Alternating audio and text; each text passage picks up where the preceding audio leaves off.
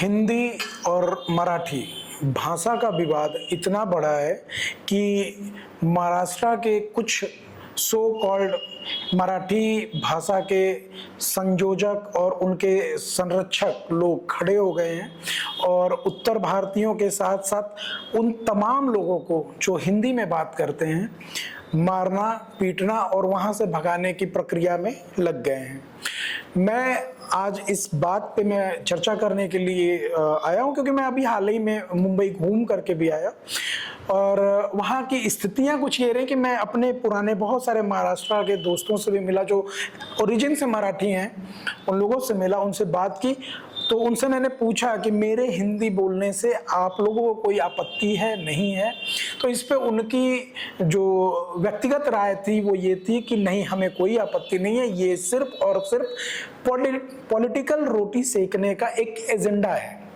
तो मेरे कहने का ये मतलब है कि अभी हाल ही में एक न्यूज़ मेरे सामने आई जो अभी चल रही होगी आपके समक्ष, वो ये थी कि मुंब्रा में, थाने के पास में एक जगह है मुंब्रा में अभी एक महाराष्ट्र का ही लड़का जो कि किसी एक पार्टी से है और मराठी बोलने के लिए मुंब्रा में किसी लड़के को परेशान कर रहा था, दुकानदार को उसको टॉर्चर कर रहा था, मार रहा था। वहीं पे मुंब्रा के समस्त दुकानदार एकजुट हुए और उसी को समझाया, बुझाया, अपने हिसाब से बताया कि भाई अभी तुम बताओ कि कैसे बात करनी है, क्योंकि हम भारत में हैं और भारतीय हैं।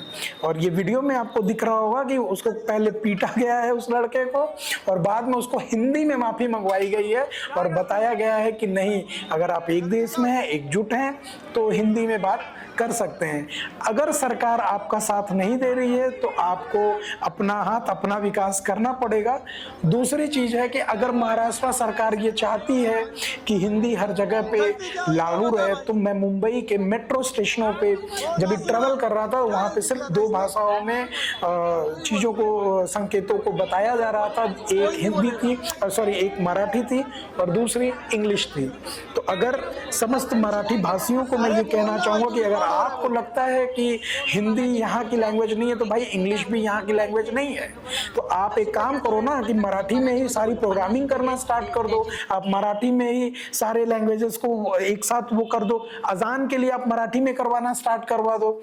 मुंबई की सबसे बड़ी इंडस्ट्री है, फिल्म इंडस्ट्री, जो कि आपके ही शहर में है, वो हिंदी में है। वहाँ से सारी हिंदी की फिल्में बन के आती हैं जो पूरे देश में चलती हैं। आप उनको बंद करवा सकते हो तो बंद करवा दो।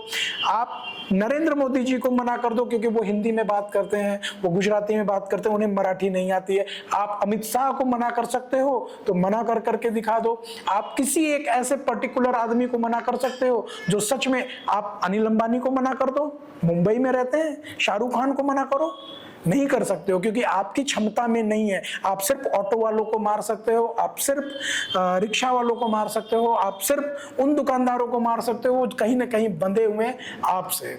तो भाई आपसे निवेदन ये है कि आप अपनी पढ़ाई पे फोकस करो, अपने जॉब के लिए तैयार रहो और फाइट करके अपनी जॉब लो, पूरे भारत में कहीं पे भी लो। अगर आपके अंदर इतनी क्षमता है तो आप आगे आओ और ये किसी को भाषा के लिए आप बोलना बंद करो। जय हिंद, जय भारत।